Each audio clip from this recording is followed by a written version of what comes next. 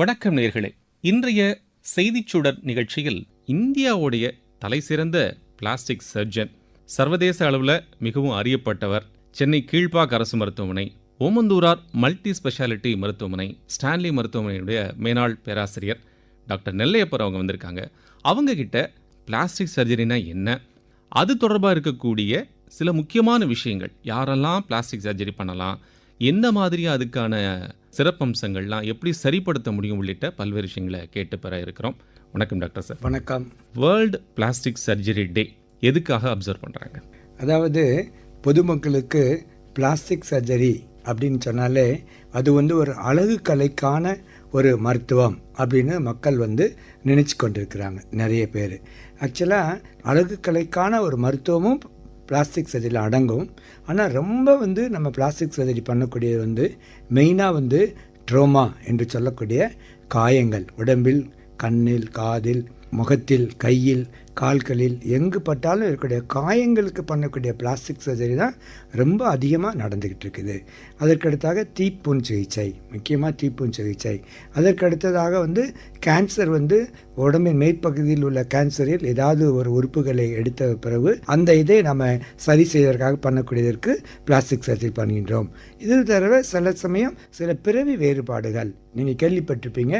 உதட்டு பிளவு, அன்னப்பிளவு, கையில் 6 விரல் இருக்கும், காலில் ஏதாவது இந்த மாதிரி இருக்கும். ஸோ இந்த மாதிரி பிறவி வேறுபாடுகளுக்கும் நம்ம நிறைய பண்ணிக்கிறோம். ஸோ இது ஒரு அவேர்னஸ், பொதுமக்களுக்கு எல்லாம் இதை தெரியப்படுத்தணும் அப்படிங்கிற ஒரு காரணத்துக்காக சுமார் 15 வருடங்களுக்கு முன்பாக நம்முடைய இந்திய பிளாஸ்டிக் அறுவை சிகிச்சை நிபுணர்களின் கூட்டமைப்பில் நமது கோயம்புத்தூரில் கங்கா மருத்துவமனை வைத்து நடத்தி வரும் டாக்டர் ராஜசபாபதி சார் அவர்கள் இதை ஒரு முன்னெடுப்பாக சொன்னாங்க. இந்த மாதிரி நம்ம வேர்ல்டு பிளாஸ்டிக் சர்ஜரி டே அப்படிங்கிறத நம்ம கொண்டு வந்தோம். ஆக்சுவலாக ஆரம்பிக்கும் போது it was national plastic surgery டே தான் அதை ஆரம்பிப்போம். அப்போ மக்களுக்கு இது மாதிரி அவேர்னஸ் நம்ம கொடுக்கலாம் அப்படிங்கிறதுக்காக நம்ம கொண்டு வந்தோம். அதை அப்புறம் உலக அளவில் எல்லாருமே ஏற்றுக்கிட்டு ஜூலை 15 உலக பிளாஸ்டிக் சர்ஜரி தினமாக நாம் கொண்டாடுகின்றோம். ரொம்ப முக்கியமான விஷயம் சார். ஏன்னா இந்த பிளாஸ்டிக் சர்ஜரி பற்றி நிறைய மக்களுக்கு ஒரு அவேர்னஸ் கொடுக்கணுங்கிற ஒரு தேவை இப்போ உருவாயிருக்கு. இப்போ நீங்கள் சரியாக சொன்னீங்க, தீக்காயம் ஏற்படக்கூடியவர்கள், அதில் குறிப்பாக அந்த பட்டாசு தொழிலில் வேலை செய்யக்கூடியவங்க, பாய்லர் இந்த மாதிரி இடங்களில் ஒர்க் பண்ணக்கூடியவங்க, இவங்களுக்கெல்லாம் இந்த பிளாஸ்டிக் சர்ஜரி சில நேரங்களில் தவிர்க்க முடியாததாக ஆகிடுது. அப்போ அந்த மாதிரி இருக்கக்கூடியவர்களுக்கு ஒரு முக்கியத்துவமாக இருக்குது. அதே சமயம் மற்றவங்களுக்கும் இது ஒரு முக்கியத்துவம் வாய்ந்ததாக இருக்குது அப்படிங்கிறதான் சொல்லியிருந்தீங்க. 2 விதமான விஷயங்கள் சொன்னீங்க. ஒன்று ட்ராமா, அதனால் உருவாகக்கூடியது, இப்போ தீக்காயம்னால் ஏற்படக்கூடியது. அழகுக்கலைக்காக செய்யக்கூடியவர்கள். ஆனால் இப்போ பெரும்பாலும் யோசிக்கணும், என்ன யோசிப்பாங்கன்னா, அழகுக்கலை தான் ஃபேஸை சரிப்படுத்துறதுக்கு, நோஸை சரிப்படுத்துறதுக்கு, இப்படிலாம் கூட நிறைய கேள்விகள் எழுப்புவாங்க. ஆனால் பிளாஸ்டிக் சர்ஜரி பண்ணுறதற்கான தேவை என்ன உருவாகிறது? அந்த கண்டிஷன்ஸ் உள்ள எல்லாருக்குமே தேவைப்படுகிறது. சிறு வயதில் பிறவி குறைபாடுகள், இப்போ பிறக்கிறப்பமே மேல் உதட்டில் ஒரு பிளவோடு பிறப்பாங்க. உள்ளுக்குள்ள உள்ள ஈறு, நாக்கு எல்லாம் தெரியும். ஸோ குழந்தை சரியாக பால் கூட குடித்து வளர முடியாது.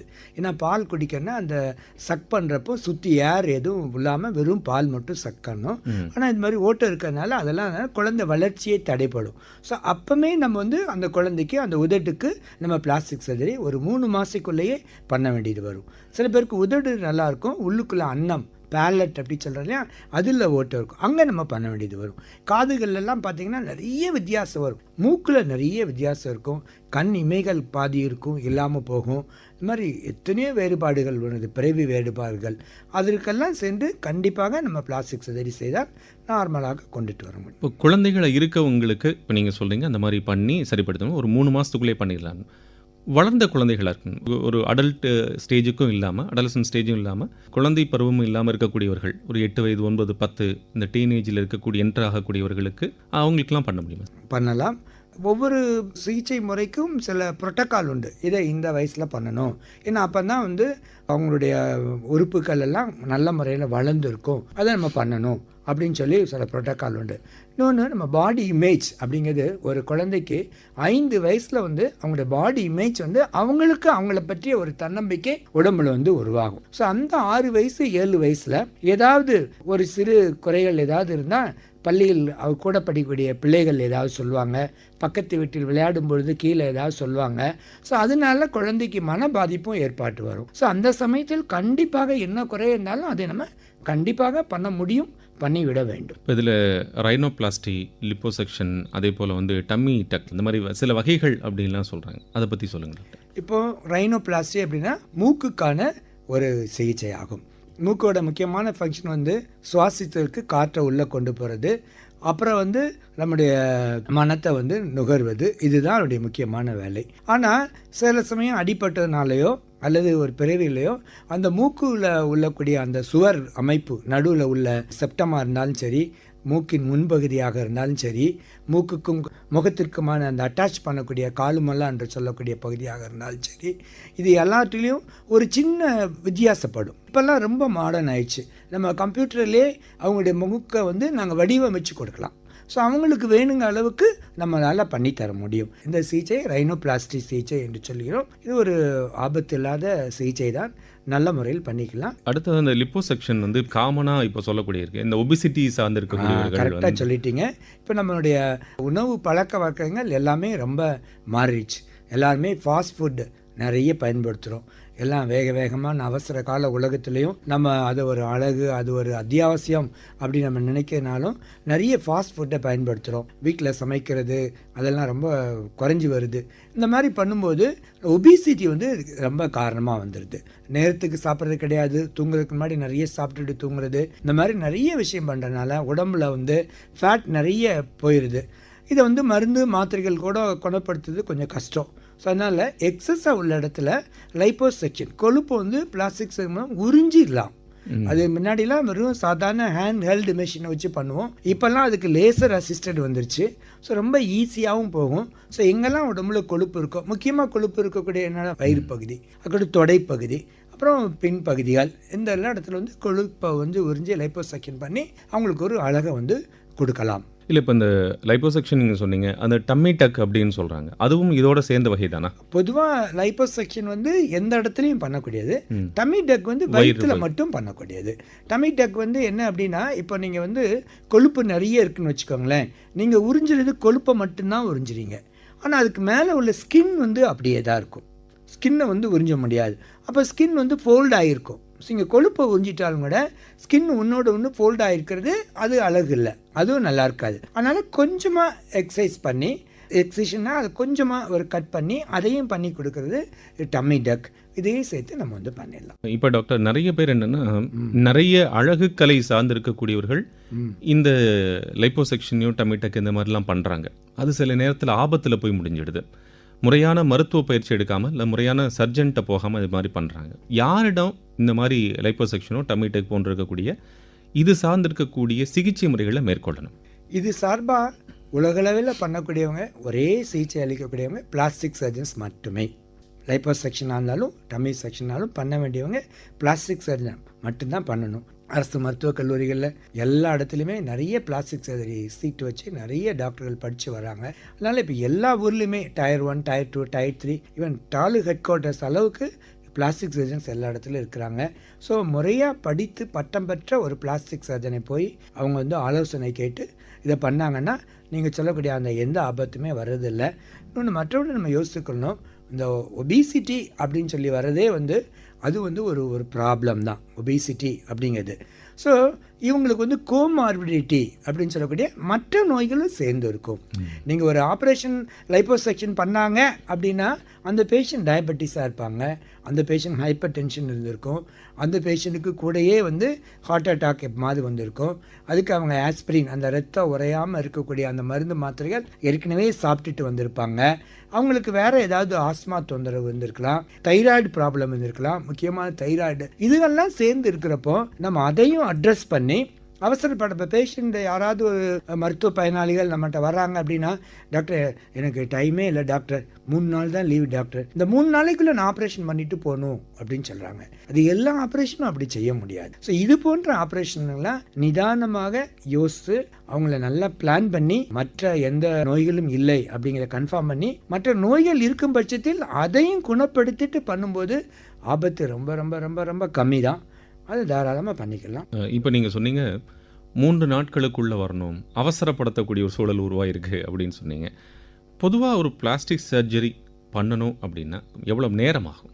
அதாவது நம்ம என்ன சர்ஜரி அப்படிங்கிறத பொறுத்து தான். இப்போ வந்து ஒரு விரலை வந்து துண்டாக வெட்டி எடுத்துகிட்டு வராங்க, அதை வந்து நம்ம வந்து ஒட்ட வைக்கிறோம். நீங்கள் செய்தித்தாள்கள்லாம் அப்பப்போ பார்ப்பீங்க, அரசு மருத்துவமனையில் இது நிறைய நடக்குது. ஸோ மாதிரி எந்த விதமான பிளாஸ்டிக் சர்ஜரி அப்படிங்கிறது, ஒரு கையை ஒட்ட வைக்கணும் அப்படின்னாலே மினிமம் 5 to 6 hours ஆகும். சர்ஜரி 12 மணி நேரம் 14 மணி நேரம்லாம் கூட பண்ணியிருக்கிறோம். இப்போ லைப்போசெக்ஷன் ஒரு சின்ன போர்ஷனில் பண்ணுறீங்க. இப்போ கைனோகோமேசியா அப்படின்னு சொல்லுவாங்க, ஆண்களுக்கான மார்பு வந்து கொஞ்சம் பெண்களை மாதிரி கொஞ்சம் ஆக ஆரம்பிக்கும் போது ஏர்லி ஸ்டேஜ், எந்த ஸ்டேஜில் அதுவும் லைப்போசெக்ஷன் தான். அதை நாங்கள் பண்ணுறது ஒரு 1 hourல பண்ணிடுவோம். அதே இது பாடி ஃபுல்லாக நம்ம லைப்போசெக்ஷன் பண்ணால் 6 hours 8 hours ஆகும். அது மாதிரி ஒவ்வொரு ஒர்க்குக்கும் இதாகும். மினிமமான டயத்துலேயும் பண்ண முடியும். யூஸ்வலாக எல்லா பிளாஸ்டிக் சர்ஜரியுமே கொஞ்சம் நேரம் எடுக்கக்கூடியதான். ஏன்னா மிக நுட்பமாகவும் மிக நுண்ணியமாகவும் நம்ம வந்து பண்ண வேண்டியது. அங்கே அவசரம் இல்லாமல் நிதானமாக பண்ணுற சிறு சிறு வெசல்ஸ் என்று சொல்லக்கூடிய இரத்த நாணங்களை வந்து நம்ம வந்து அட்டாச் பண்ணணும். அதெல்லாம் மைக்ரோஸ்கோப் உதவியுடையோ அல்லது எங்கள் கண்ணில் பூத கண்ணாடி ஜீஸோட அந்த லூப்பை போட்டுட்டு தான் நம்ம வந்து பண்ணுவோம். அந்த மாதிரி உருப்பெருக்கி கண்ணிலே அட்டாச் பண்ணக்கூடிய உருப்பெருக்கி. ஸோ அதெல்லாம் நிதானமாக டைம் ஆகக்கூடிய சர்ஜரி தான். கொஞ்சம் பொறுமையாக இருந்தால் நம்ம வந்து. இப்போது ஒரு ஆக்சிடெண்ட் ஆகி ஒருத்தவங்க வராங்க, 2 துண்டாக இருக்குது அப்படின்னா, தீக்காயங்கள் பட்டு வர்றாங்க, அவங்களுக்கு அதிகமான சூழல் வருது. வண்டி தரைச்சி கீழே போய் விழுந்து அதுலேருந்து வராங்க, அந்த ஸ்கின்னை பீல் ஆகி வராங்க. இந்த மாதிரி இருக்கக்கூடிய சூழல்களில் எந்த மாதிரி பிளாஸ்டிக் சர்ஜரி பண்ண முடியும்? ஒன்று.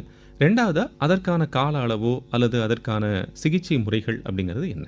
இப்போ ஆக்சிடெண்ட் ஆகி ஒரு பேஷண்ட் வர்றாங்க அப்படின்னு சொன்னால், முதல்ல வந்து பேஷண்ட்டுடைய ஜென்ரல் கண்டிஷன் சொல்லக்கூடிய அவங்க கான்சியஸாக இருக்கிறாங்களா, வரும்போது பேசுகிறாங்களா, அப்புறம் வந்து உடம்புல எந்த போர்ஷன் அடிபட்டிருக்கு. இப்போ அன்கான்சியஸாக இருக்கிறாங்க அப்படின்னாலே மெயினாக பிரெயின் அந்த மாதிரி அடிபட்டிருக்கும். ஸோ ஒரு சிடி ஸ்கேன் பண்ணி அதை நம்ம கன்ஃபார்ம் பண்ணணும். தலையெல்லாம் ஒன்றும் இல்லை, நியூரோ சர்ஜன்ஸ் இருப்பாங்க, அவங்க வந்து பார்த்து நான் ஓகே பிரெயின் வந்து நார்மல் அப்படின்னு சொல்லி கொடுக்கணும். வேறு என்ன காரணத்துலாம் இவங்க இரத்த ஒழுகல் நிறைய இருந்திருக்கலாம். அப்போ நம்ம உள்ளே வரும்போதே அவங்களுடைய பிபி, அவங்களுடைய பல்ஸ் அதெல்லாம் பார்க்குறப்போ பிபி ரொம்ப குறைஞ்சி போயிருக்கும், பல்ஸ் ரொம்ப டாக்கிகார்டியான்ற சொல்லக்கூடிய இதில் இருக்கும்.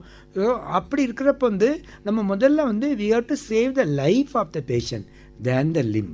உயிரை காப்பாற்றுவோம், அதுக்கப்புறம் உடம்பை காப்பாற்றுவோம். ஸோ அதுக்குரிய இதை நம்ம ஏற்பாடு பண்ணுவோம். எமர்ஜென்சி ட்ரோமா டீம் எல்லா அரசு மருத்துவமனையிலையும் எல்லா தனியார் மருத்துவமனையிலையுமே எமர்ஜென்சி ரூம், இப்போ ER அப்படிங்கிற ஒரு கான்செப்ட் எல்லாம் அதை பயன்படுத்துவாங்க. ஸோ எமர்ஜென்சியில் லைஃப்பை சேவ் பண்ணி பேஷண்ட் பிபி நார்மல் ஆக்கி பல்ஸ் நார்மல் ஆச்சு, கூட வந்து வழக்கம் போல் நான் ஏற்கனவே சொன்ன மாதிரி டயபெட்டிக் பேஷண்ட்டாக இருக்கலாம், கூட கீழே ரோட்டில் எல்லோரும் தான் போகிறோம், எதுக்காக திடீர்னு கீழே விழுந்துருந்தோம், அவருக்கு ஆல்ரெடி டயபெட்டிக் இருந்திருக்கலாம், அதில் டயபெட்டிக் கீட்டோ அசிடோசிஸ் மயங்கியிருப்பார். ஸோ அதை நம்ம வந்து கண்டுபிடிச்சணும். அந்த இது வரைக்கும் அவங்க டெஸ்ட் பண்ணியிருக்க மாட்டாங்க, இப்போ அது ஒரு காரணமாக இருந்திருக்கலாம். அல்லது பிரெயினில் எங்கேயாவது ரத்த ஒழுகல் இருந்திருக்கலாம், அது டக்குன்னு ஒழுக ஆரம்பிச்சுன்னு கீழே விழுந்திருப்பாங்க. அல்லது ஒரு ஹார்ட் அட்டாக் பைல்டாக வந்திருக்கலாம், அதில் கீழே விழுந்திருப்பாங்க. ஸோ இதுகளெல்லாம் நம்ம ரூல் அவுட் பண்ணிவிட்டு இதுக்கே ஒரு 2 to 3 hours ஆயிரும். ஐவி லைன் என்று சொல்ல செக்யூர் பண்ண வேண்டிய எந்த பேஷண்ட்டும் எமர்ஜென்சியில் வர்றாங்கன்னா நாங்கள் வந்து ABC அதை வந்து முதல்ல ரெடி பண்ணுவோம். ஏன்னா ஏர்வே ப்ரீத்திங், அவங்களுடைய நுரையீரல் அந்த தொண்டை வழியாக போடுது, மூக்கு வாய் வழியாக ஏர் உள்ளே போய் இந்த ஏர்வே கரெக்ட் ஆகிடுச்சா, தென் அதுக்கு அடுத்தது வந்து ப்ரீத்திங், அவங்க நல்லா ப்ரீத் பண்ணுறாங்களா, தென் சர்க்குலேஷன் ரத்த ஓட்டம் நல்லா ஓடுதா, ஹார்ட் நல்லா பம்ப் பண்ணுதா, ப்ளீடிங் எங்கே இருந்தால் அதை அரெஸ்ட் பண்ணணும், அதுக்கு ஒரு ஐவி லைன் போட்டு இது பண்ணணும். இதெல்லாம் ரெடி பண்ணிவிட்டு அதுக்கப்புறம் தான் நம்ம வந்து என்ன இருக்குது, என்ன அந்த நெக்ஸ்ட் பிளாஸ்டிக்ஸ் இது என்ன தேவை, என்ன போன் எல்லாம் கூட நிறைய ஃப்ராக்சர்னா ஆர்த்தோ டாக்டர்ஸ் வருவாங்க, அதை ஸ்டெபிலைஸ் பண்ணுவாங்க. எந்த இரத்த நாளங்கள் கட்டாயிருக்குதா அல்லது டெண்டான் என்று சொல்லக்கூடிய தசை நார்கள் எதுவும் கட்டாயிருக்குதா அதை நம்ம ரெடி பண்ணணும். ஸ்கின் ரெடி பண்ணணும். ஸ்கின் சாதாரண முறையில் நஞ்சு மட்டும் போயிருக்குன்னா நல்லா துறவாஷ் கொடுத்து அட்டாச் பண்ணி விட்டுடலாம். அப்படி இல்லாத போது நம்ம பக்கத்துலேருந்து சதை எடுத்து அது மேலே வைக்க வேண்டியது வரும். அல்லது வேறு இடத்துலேருந்து தோல் எடுத்து போகணும். அதுக்கு வந்து கிராஃப்ட் அண்டு ஃப்ளாப் அப்படின்னு சொல்லுவாங்க. ஸோ எப்படி அடியை பொறுத்து அப்படிங்கிறதுலேருந்து ஒரு 5 hours 6 hours அவங்க ஹாஸ்பிட்டலில் சில சமயம் 1 or 2 months கூட இருந்து ஸ்டே பண்ணுவேன். நேயர்களே, இந்த நிகழ்ச்சியின் 2ஆம் பாகத்தை வரும் புதன்கிழமையன்று கேட்கலாம்.